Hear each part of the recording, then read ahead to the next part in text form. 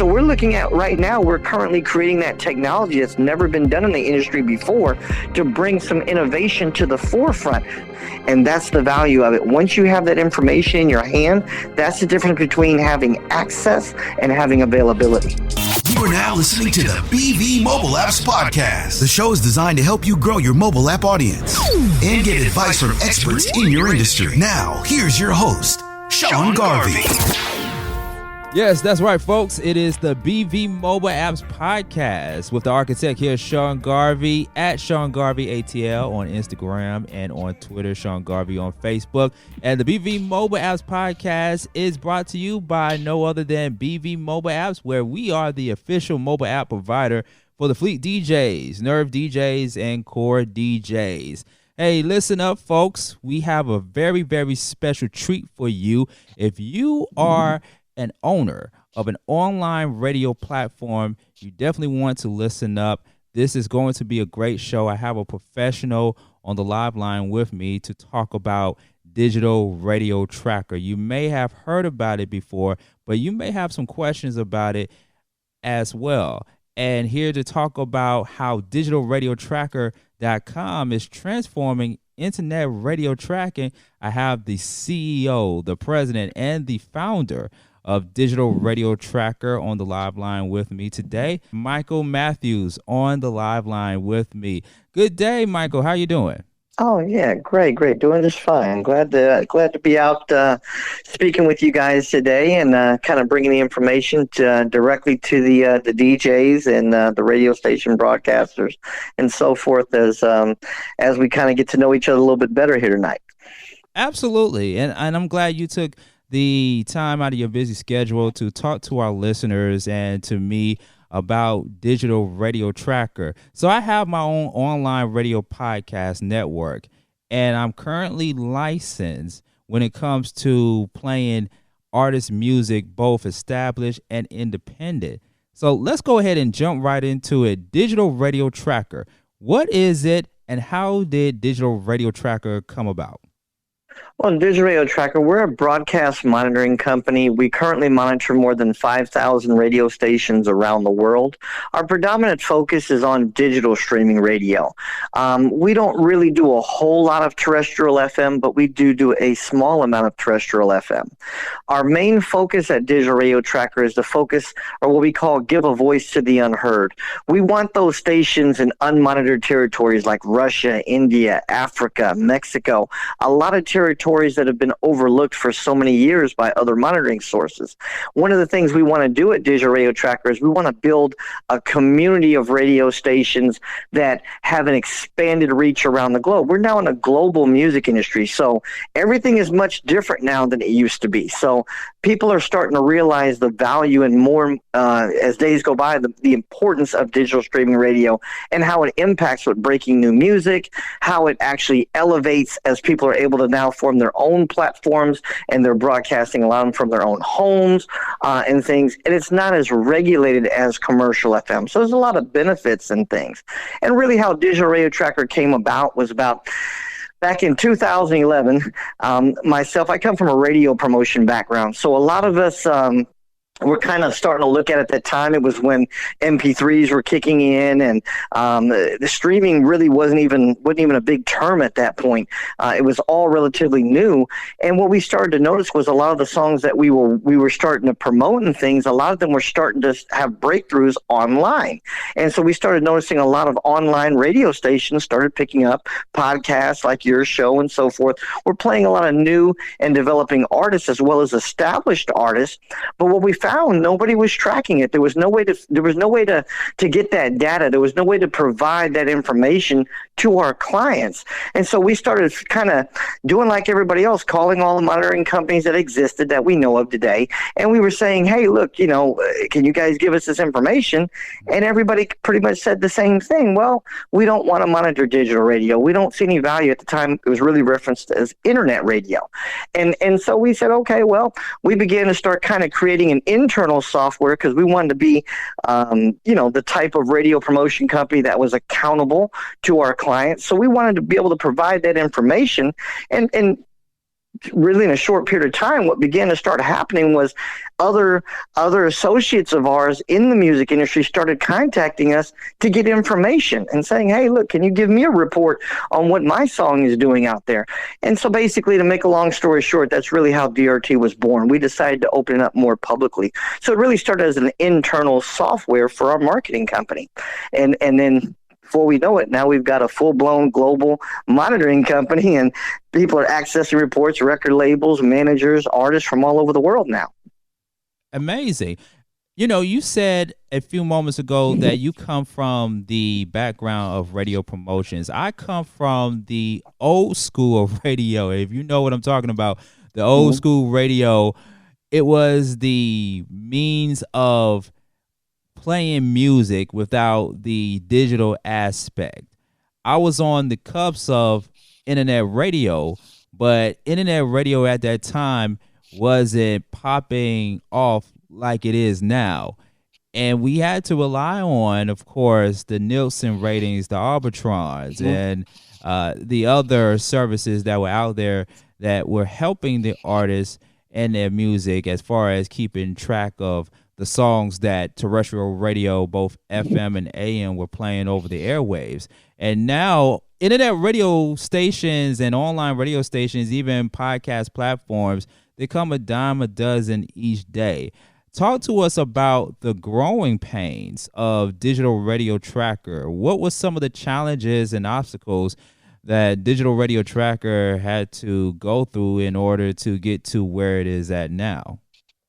Yeah, well, I think for us it was a very unique approach, because when you're starting to go in what we call uncharted territory, right? There was really no one else in the world monitoring and giving a voice to digital streaming radio. So a lot of it was, how are we going to do it? We had to create a proprietary software. We took a similar business model to the credit bureaus, where basically when you go and apply for credit, the very first time a credit file is created, and then every time a credit transaction is done after that, it's added to the file. Well, DRT works the exact same way. We actually monitor radio stations. We don't track songs. That's what all the other monitoring companies do. We're actually tracking what the stations are playing. So the very first time that your song is played, a DRT file is created. Therefore, now every time it's played after that through any of the stations that we monitor get added to that file. So we have a different kind of infrastructure, and through creating that, it comes with a lot of the technical aspect. It's the education. A lot of people now have to get what's called ID3 metatag data on their MP3s when they're servicing them out and so forth. A lot of artists, you'll be surprised, are undereducated about that. A lot of people are still sending songs out. You remember back in the day, you're playing a song that said track 1 or unknown, and what's that, right? So a lot of it for us, the obstacle was education in the beginning, was getting the word out and allowing people to grow and understand that metadata is very, very important. Make sure your music is tagged properly, because this is also stemming to why royalties aren't being paid and things, because a lot of artists are not properly tagging, embedding tagging. We're not talking about the naming of the file. Yeah. We're talking about the embedding of the file. That's two different things. Let me be clear.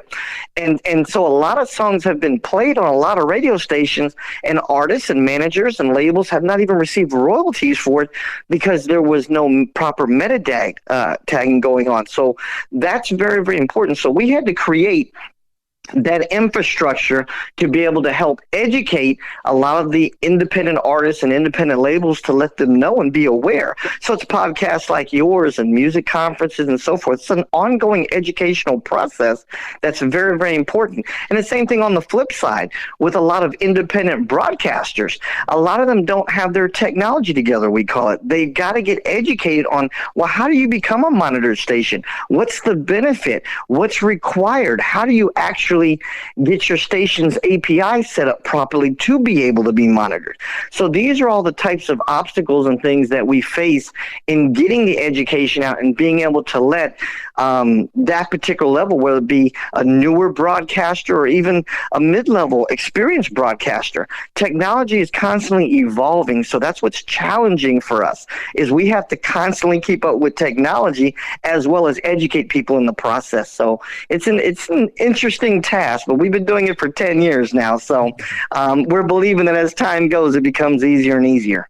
Now, I got to backtrack for just one moment. You mentioned API. I know when in the media radio world, we tend to throw out a lot of technical terms out there. But for somebody that is out there wanting to start his or her own internet radio station, what does API stand for, and how will it benefit the owner? I understand. Well, I'll give you the simple explanation in layman's terms of it. It's kind of like it's auto protocol information, but what it really is, it's much like if you've been in a late model car and you look on the stereo, on the radio, on the dashboard, you now see a lot of times what songs are being played. Correct? Right. Or the same thing when you're dealing with a smart speaker, or you're dealing with a stream, or whatever it may be. There's two forms of stream. There's an audio stream. Well, back in the day, we used to call it like a simulcast, right? When you had radio stations simulcast on different remotes and stuff. Yeah. That's an audio stream. But now we have a data stream. That's the API. So a radio station is actually sending out two streams. You're sending an audio stream and you're sending a data stream. So what DRT is tracking is that data stream. That's your API. So when you have your station broadcasting, that's why it's important with the metadata that you have songs tagged properly and so forth. So when they're being streamed across your station, people can actually see what's being played. So that's how, like, technical devices like smart speakers and smart refrigerators and things, how do they know what song is different from the other, right? It's through the metatag data.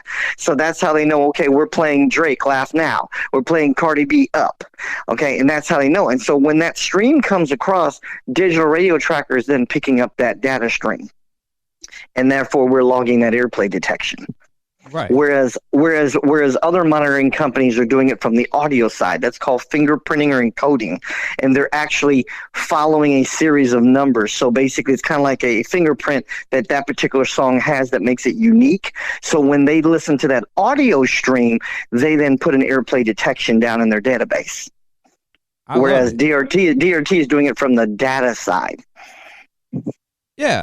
So I get in my car and I connect the cord from the aux cord from my smartphone into my car stereo and put on my Bluetooth, switch it to the aux function, and I can see the artist's name and the song, the name of the song. That's right.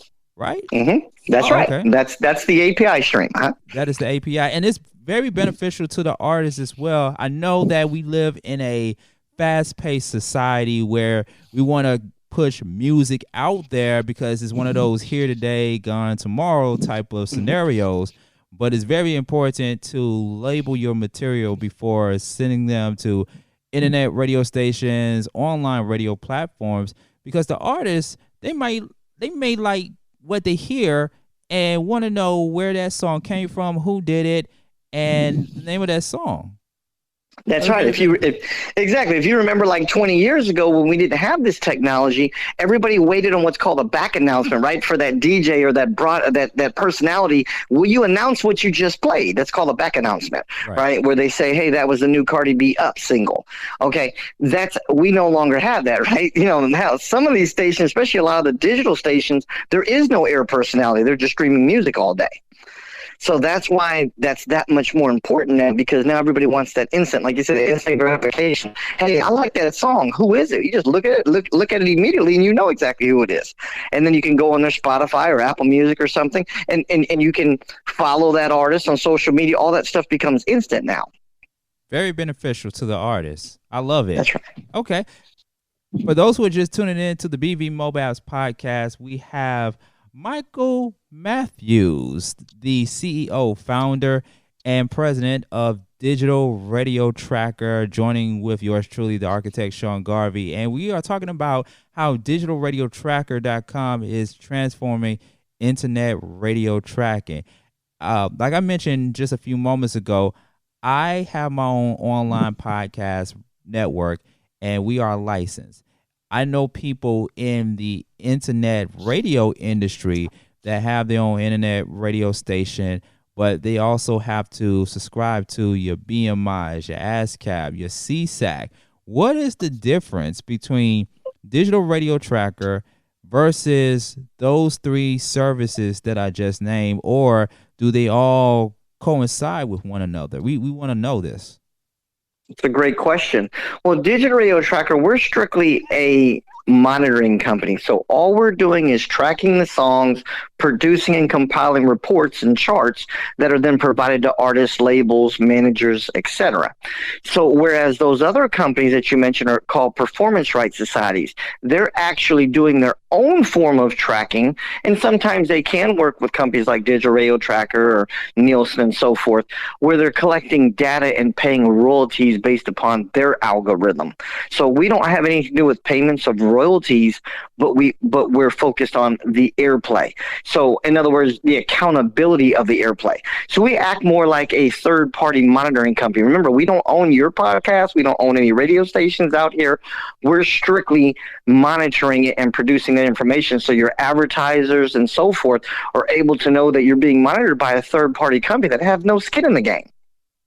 So therefore, the data that we're collecting, there's no benefit for us to manipulate it or anything like that to impact your royalties. You see what I'm saying? So these other companies that you mentioned, whereas their focus is not to monitor and produce reports and charts, they're strictly doing sporadic monitoring to pay royalties. So therefore, you cannot obtain information from them on where your song is being played, how many times a day, and so forth. They're strictly doing it for payment purposes. So that's the big difference there. Okay. So wait a minute, Michael. Wait a minute. Hold right there. I have my own internet radio station, and I have BMI, ASCAP, and CSAC, and I want to have Digital Radio Tracker be a part of my network. So do I have to have one or the other, or will I need to have all four of these services? Okay, well, as a broadcaster, that's completely up to you in terms of you getting licensed to be able to play music. Okay, that's different. With us, you would strictly become a subscriber to be a monitored station. In other words, to have your station included in our community, as well as be able to be included on all of the reports that people are seeing. So, for example, if you're playing the new Drake or the new Cardi B, when their management or their label is getting a DRT report, they will see your station amongst all the other stations that are playing it. Whereas if you are not a monitored station, therefore you have what we call like no voice, right? Mm-hmm. So you may be playing it, but nobody's even aware of what your station is, who you are, that you're actually playing it. You might have been the very first to break the song. Nobody knows that. So that's why it's called accountability and giving a voice to the unheard. There's so many stations throughout the world that have been supporting new and developing artists for years, but nobody knew they even existed. So that's why we came along to help fill that void. That's what DRT does. Okay, so that makes sense right there. So Digital Radio Tracker and all the other services that I just named, they work hand in hand with each other to make sure that the artists are getting paid properly and getting the royalties that they need. Exactly. See, we're in an information society. So now more than ever, so information is power. It's vital to these artists, to these managers, to know where their music's being played. Just think about it. If you know your music is being played in Europe, what can you do? You can monetize that information. You can set up shows. You can set up interviews.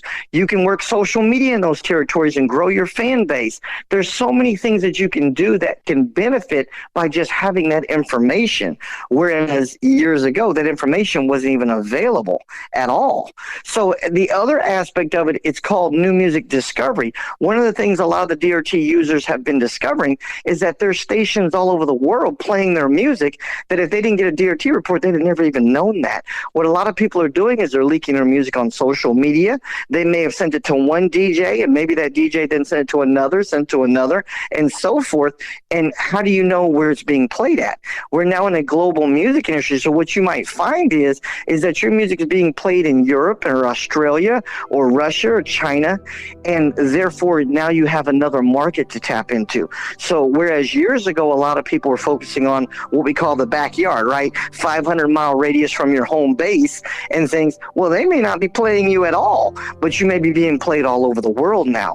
What people don't realize, if you look at your analytics on like Spotify, Apple Music, some of the top streaming sites, 85% of your analytics, typically if you're an American artist, you're being streamed overseas. That's where those numbers are coming from. They're not even coming from here in America. So when you think about what I just said, there's only two real ways outside, of course, right now, nobody's touring overseas and performing due to the pandemic, but there's only two ways to reach those people, right? That's social media and digital radio. So that's where those two things become vital now in breaking an artist. It become vital now in tapping into that global audience. That is what's getting you paid. So that's why a lot of people love about DRT is we help that new and developing artist be able to have that vital information to monetize their career. Yeah. And a good segue to my next question, because Digital Radio Tracker also works alongside with platforms such as BBC Radio. You are also global in other parts of the world, Africa, Australia, to name a few. What is the difference between working with a platform like the BBC Radio versus the terrestrial radio here in the United States? Is the process a little bit different with platforms like BBC Radio compared to terrestrial radio here in the States? Well, for us, it's exactly the same because we're tracking a station. It has to just basically, the only difference is where the location of that station is. But the process and the technology is exactly the same for us. Now, where it's different is on the artist end of it or the label end of it. Obviously, the getting your music promoted to a BBC, which is the top radio broadcasting network in Europe, for example, it's going to be very challenging, much like an iHeart or Urban One or CBS Radio here in America. So it's the same type of a concept. So that's where the difference would be. It's more challenging, but for the technology end of it, it's exactly the same for us. Same process. Okay. Exactly. Gotcha. You mentioned about the pandemic.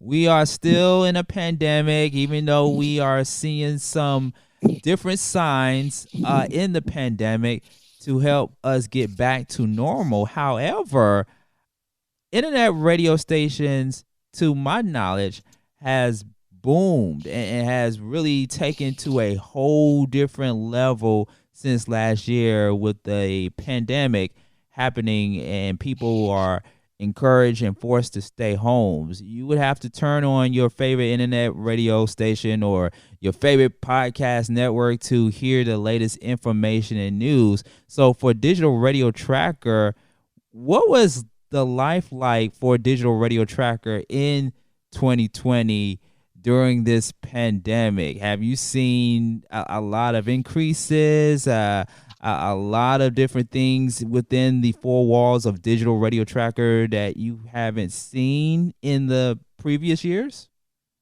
That's an excellent question. Yes, most definitely. We've seen a tremendous growth in 2020. Actually, we just started our 10th year anniversary just this past December. And what we started noticing, being that the pandemic, like you said, there's so many more people listening. So we've seen the listening audience just shoot up on so many digital radio stations. It's crazy. We've also seen an influx of the amount of people. What people don't even realize, there's more than 100,000 digital radio stations, and DRT is only monitoring close to 6,000 of them. So there is a lot of room there still to go, that there's a lot of people broadcasting now. So we've seen an influx of that because, like you said, a lot of people are home. They're in their four walls. They're quarantined and so forth. And okay, well, you know what? I want to start a station. I want to learn to broadcast. There's been an influx of a lot of people just starting off. So this pandemic has led to a lot of new directions and new insights when it comes to digital radio. So we've seen more stations subscribing. We've also seen an influx of artists that are online now. They're focused a little bit more because they've been confined, so they've been able to focus more on the business end of their career, because obviously the clubs, and they're not able to go out and perform and do shows and tour and things like that. So what a lot of artists have done is they became more focused on the business end. Well, wait a minute, well, I'm sitting here, let me see where my song is being played at. Let me see other ways I can promote while I'm here, being that I can't tour. So we've seen an influx of people getting those DRT reports and getting more and more educated. So the pandemic for us has been a blessing on one hand in terms of surge of business, but it's been an incredible blessing to the music industry as a whole, just because it's allowed people to slow down a little bit to be able to understand that the same information that the people that are in the back rooms of a lot of these labels were getting the whole time, now it's come more at the forefront with the managers, with the artists, with a lot more independence and things out here that are now more astute to their business. So we've been excited about it, and we've been just growing and continuing to grow straight through the pandemic. I must say, you have your work cut out for you. In the new age of radio, people consume content, whether it's talk or music, on their app, on their smartphone, mobile devices, their tablet, their iPad. It doesn't matter. More and more listeners are getting content through smart devices. Where do you see Digital Radio Tracker in the next 5 years from now? I'm thinking that, and this is just my prediction, I think that more and more people, especially around the world, are going to turn off the stereos and start listening to music and content by way of their smartphone. And I know, or smart devices as well. And I know that Digital Radio Tracker is going to play a pivotal role in this. Where do you see Digital Radio Tracker in the next 5 years from now? Well, one of the things that we're excited about is we see as technology grows and evolves. I mean, just think about it. There's 150 million cars now on the road that have digital radio in it. A lot of brands aren't even making cars with CD players in it anymore. So the face of a lot of things have changed. Who would have thought 20 years ago you can consume music from a refrigerator? I mean, just think about these things. Now you've got internet radio on the airplanes. You have all of these different ways, like you're saying, music is consumed through smart speakers, through smartphones, all of these types of devices now, and Digital Radio Trackers at the forefront. We're one of the only companies in the world monitoring stations that are streaming on these devices, whereas a lot of the other monitoring companies are saying, well, we're still waiting to see. Wait a minute, it's 2021. What are you waiting to see? The reality is it's here today, not for tomorrow. So where we see a lot of things growing, one of the things that Digital Radio Tracker wants to do, or we plan on doing, is we plan on being innovative. Like, for example, we also know there's no one monitoring ministries, talk shows, podcasts like what we're talking about right now. There's so many things that are being syndicated. There's a lot of DJs that shows are syndicated on multiple stations, and they have no way of tracking it, no way of knowing, hey, that 15-minute mix show that I did is now being broadcasted on 50 radio stations. And we're going to be developing the technology to be able to track all that. Same thing with ministries. You might have a sermon that was preached, and it's airing on one podcast or one station, and they turn around and now it's syndicated on multiple stations. You want to be able to know that information, to know that those stations actually played it, how many times they played it, and so forth. So we're looking at right now, we're currently creating that technology that's never been done in the industry before to bring some innovation to the forefront, to let the industry know, hey, wait a minute, there is so many aspects of this thing that's not even being monetized yet. And we know monetization starts with information. And that's the value of it. Once you have that information in your hand, that's the difference between having access and having availability. Yeah. Oh, okay. All right, Michael, it seemed like you sold me on it. I got to know, my listeners, BV Mobile Apps Podcast, we got to know, how does the process work for us? What can we do to get the ball rolling on getting Digital Radio Tracker on our platforms? Does it require a lot of paperwork? What is the process? No, it's actually very, very simple. All you have to do is stream your API through any major broadcasting network, whether it be a TuneIn, online radio box, radio.net, some legitimate broadcasting network that we can get your API from, that also can validate the fact that you're following the DMCA rules and so forth. And it's as simple as that. You can log into our site. It's completely free to create an account for your station. And then you can decide if you want to get one of the monitoring packages. And it's a simple couple clicks of the mouse, and we can get you turned on within minutes. Okay. And start monitoring your station. Okay. And is there a starter rate or a flat rate? Yeah, we have multiple packages. Some include reports, but our base rate is $129 annually. So it's very inexpensive. You're talking about like the cost of a Starbucks a cup of coffee a month, less than $10 a month that you're looking at, $129 annually for a monitored, or we also have the $4.99 chart reporter status that includes monitoring, becoming a chart reporter, and also includes 52 weekly broadcaster log reports as well. Okay, so you have various packages for potential customers and clientele to choose from. Sure, exactly. So if you're a radio station, we have monitoring packages from $129 to $4.99.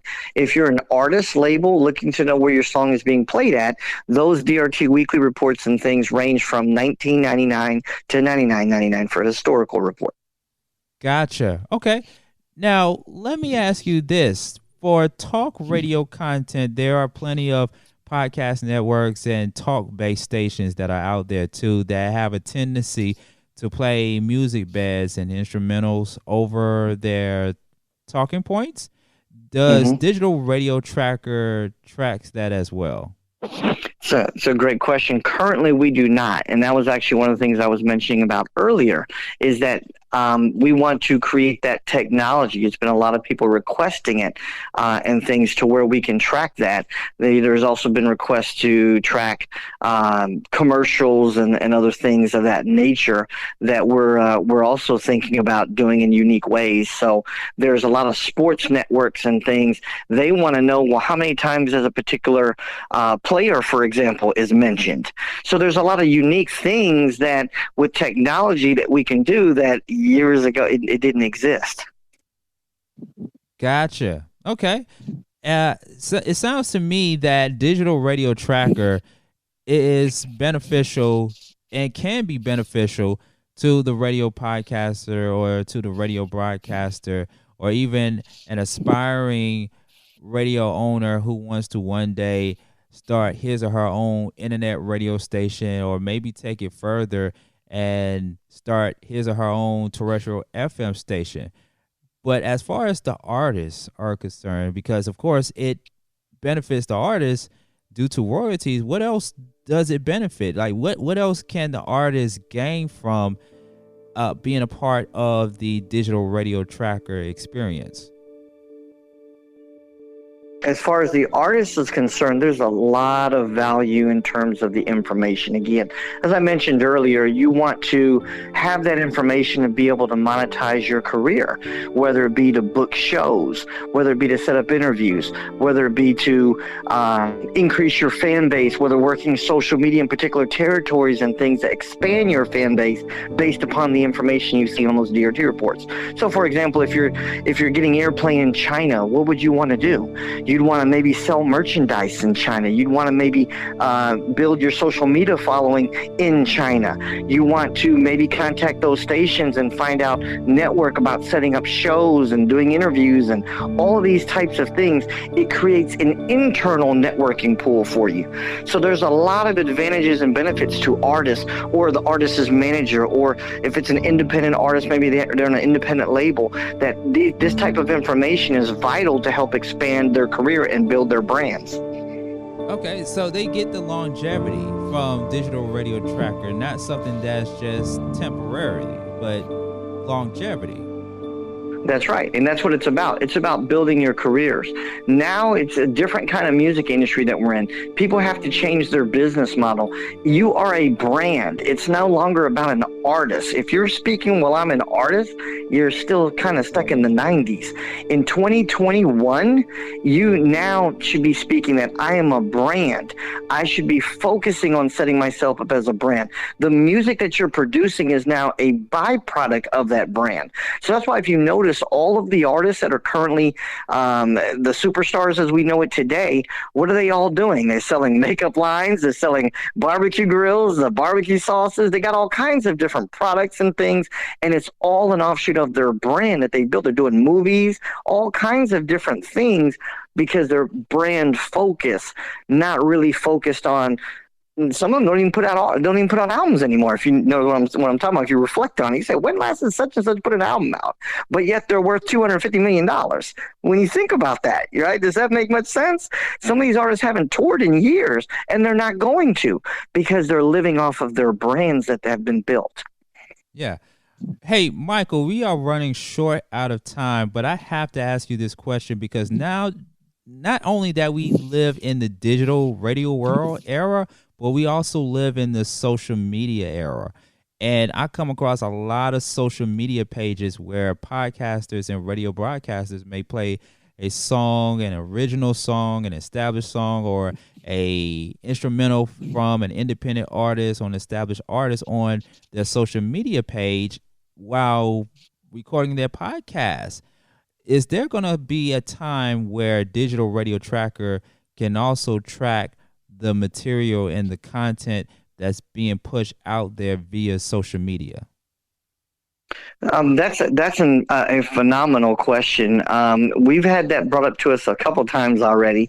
Obviously, that's a whole different thing that we're not currently focused on, and I'll explain why. Because obviously, there's a lot of regulation with that, whether it be through Apple with the iPhones, whether it be through certain social media platforms and things. There's security measures and so forth. They don't want anyone to have access to that information. So what you're saying would definitely be key to the industry and the content providers, at large. But that's something that's going to take some time to be kind of deregulated from these companies to be able to say, hey, okay, we're willing to share that information. So that's kind of the big thing there. But we have the technology and we're prepared to do it once they kind of let their guards down. Right. And that's some great information to share with radio stations, both terrestrial and independent radio stations. What other advice would you like to share to our radio owners and business owners that own their own radio stations? What advice would you like to share before we close out? Well, I think the best advice I can give the broadcasters, obviously, of course, we'd love to have you as a part of the DRT community and become a monitored station. But most importantly, on top of that, is focus on building your brand as a station. Of course, being a monitored station by DRT adds value to your station. But what you want to do is you want to set your station apart. Because as I mentioned earlier, there's 100,000 plus stations out here. There's stations being formed every single day. So you want to make sure that you're posturing your station at a level and a standard that whether it be artists, whether it be labels, whether it be advertisers, they can look at your station in a different light and say, hey, wait a minute, although this particular broadcaster may be broadcasting from their home computer, or they may not be in this particular building or this particular city, what you've done is you've postured your station to be able to be presented as a business, to be able to be presented the right way, to make yourself more attractive, to be able to monetize your station around the world. I mentioned to a station just the other day, I said, think about it. You're now streaming globally. So even if you're advertising a local restaurant, think about it. If someone's traveling to that city and they may have been overseas, what are they going to think about? Maybe that soul food restaurant they heard on your station, and they may go and patronize that business. So there's a lot of aspects that you can then speak to your advertisers and let them know, wait a minute, we may be a smaller broadcaster here, but we're adding value to our local community, to the local economy, the state economy, so forth. So there's a lot bigger picture to look at as a station. So that's my advice to the stations, is start to look at your station in a whole different light as you build your brand. Take your station to the next level. That's right. Absolutely. Digital Radio Tracker, the founder, CEO, and president, Michael Matthews, on the live line from DigitalRadioTracker.com, a leading global internet radio monitoring company which tracks radio airplay of songs played on over 5,000 plus radio stations around the globe. For more information, where can people go to get more information about Digital Radio Tracker? Hey, we can definitely check out our websites, DigitalRadioTracker.com. As a matter of fact, I'll give you an exclusive. We're about to launch a new innovative website next week. It's incredible. It's a fun, engaging site. We'd love everybody to log in and check it out. You can also follow us on social media at Digital Radio Tracker. But those are the best ways to reach out to us. Awesome. I love it. And how long is the process? How long you think the process is for a person of interest to sign up for a digital radio tracker? Well, as far as the station being monitored, it's basically within 24 hours. If you're an artist looking to sign up, you can sign up on our website for a free DRT account. But it basically is activated as soon as the first spin that you're getting played on any of the stations that we monitor. Okay, no limitations. 24 hours a day, 7 days a week, and 365 days a year. You got it. All right. Michael Matthews, the founder, CEO, and president of Digital Radio Tracker. Thank you so much for taking time out of your busy schedule to speak to us and educating us about Digital Radio Tracker. I appreciate you having us. You guys have a great evening. All right, you too. Hey, folks, this has been the BV Mobile Apps Podcast with your host, Sean Garvey. I want you guys to stay tuned for additional information about BV Mobile Apps. But in the meantime, you can follow me on all your social media at Sean Garvey ATL on Twitter and on Instagram. You can also follow me on Facebook at Sean Garvey. And while you're on social media, you can also follow us at BV Mobile Apps. That's BV Mobile Apps on Facebook, Twitter, and on Instagram. Until the next BV Mobile Apps Podcast, I will talk to you soon. Take care. It's a new year. It's a new day. We're starting it over. Starting the day. Thank you for listening to the BV Mobile Apps Podcast with your host, Sean Garvey. For more information about BV Mobile Apps, visit the website, bvmobileapps.com. Don't forget to follow BV Mobile Apps on social media at BV Mobile Apps. Tune in again next time on the BV Mobile Apps Podcast.